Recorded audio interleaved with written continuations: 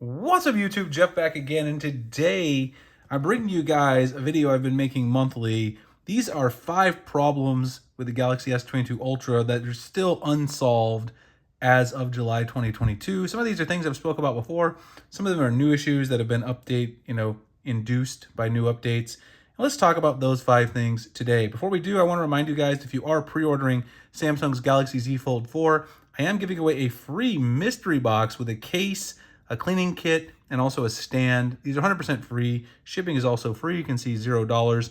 I'll drop the link below. There's a limited number of these remaining, so if you are going to pre-order the Z Fold 4, definitely check it out. I am going to verify pre-orders. I'm going to ask for a screenshot of your order when it comes time, so please make sure that you are going to order this if you reserve a mystery box, because obviously I want them to go to people who are getting the phone, because it's going to be stuff for the Z Fold 4, cases for the Z Fold 4 specifically. But today, let's talk about S22 Ultra. And let's get into these 5 problems. The very first problem, which is definitely one that I've noticed, remember I told you guys a couple days ago, I had changed my original phone, which was the white one that I got at launch. And let me show off the beautiful color here.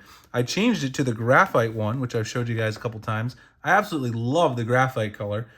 Switched a couple of weeks ago, and now I've been running the stock One UI launcher without a lot of good lock modifications for the last week or so, and I've definitely noticed a huge difference with the lag.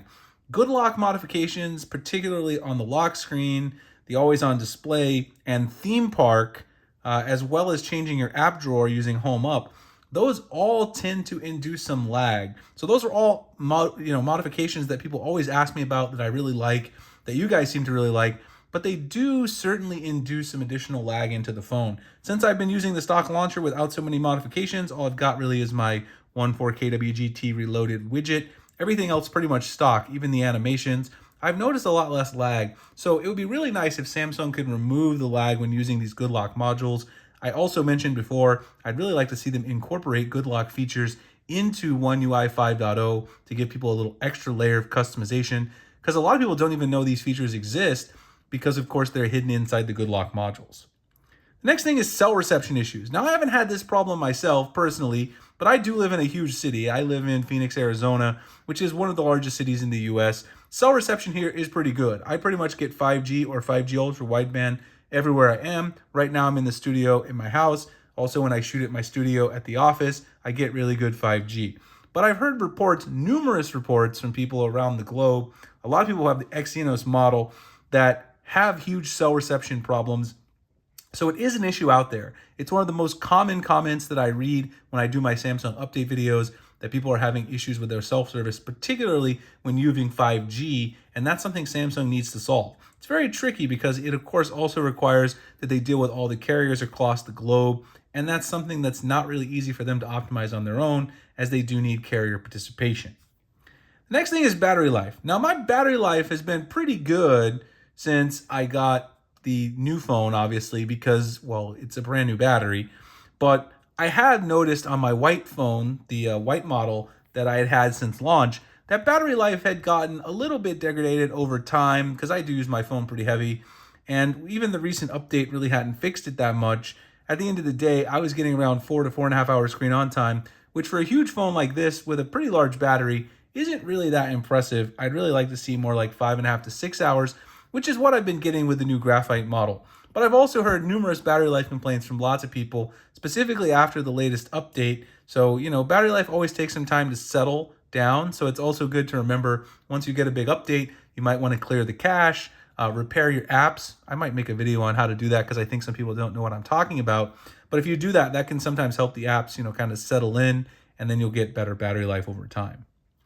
The next one is a problem that's been a problem on Samsung phones since the very beginning, and it's not one that I can really demonstrate here, because you really need a moving object to demonstrate it. You don't see it as much with stationary objects, still a little bit, but shutter lag, the time from when you press the button to the picture actually showing up over here in the preview, it's pretty minimal when you've got a stationary object like my Ridge pocket knife here, or like my UAG Kevlar case. There's still shutter lag though, you can see it there. It is there.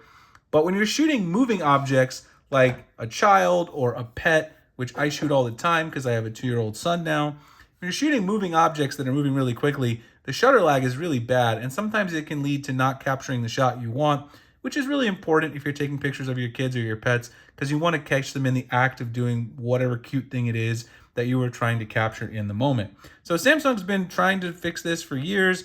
They always say in every latest update that they've improved it, they've made it the best that it's ever been, and it's certainly gotten better. I remember back on the Galaxy S5 series, for instance, the shutter lag made the camera almost unusable. It's certainly not unusable on the S22 Ultra, but it's still something that could be fine-tuned a little bit further. And the last one is one that I've noticed personally. There's not that many people out there, I guess, still that use Android Auto on a daily basis. I have an Audi Q5 SUV, so I use it in my SUV every day, has it built in. Two issues I've noticed. One, the Samsung phones seem to be the least stable when it comes to Android Auto with the wired connections. The Pixel works much better. That's just my experience. But also, I bought a Motorola MA1 Android Auto wireless dongle to convert my car to wireless Android Auto. And in that instance, the Samsung Galaxy S22 Ultra has had a terrible time connecting and staying connected to the wireless Android Auto. Now, we actually just got a new SUV for my wife. We bought an Audi e-tron, and we're going to test the wireless Android Auto in there. I'll kind of see if she has any problems because she also has an S22 Ultra.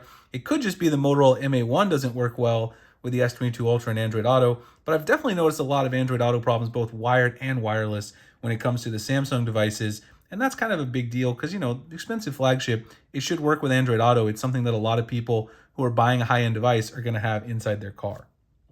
So those are my top 5 problems that are still bugging me in July 2022 with the Galaxy S22 Ultra. Let me know what's bugging you guys about your phone. Do you have any problems? If you don't, let me know in the comments. We can certainly talk about it. Also, check out, again, the Galaxy Z Fold 4 pre-orders. We also have our giveaway for the month of July that's already open. Like, comment, subscribe, hit the notification icon for future videos like this. I really appreciate you guys watching, and I'll see you guys in the next one. Thanks so much.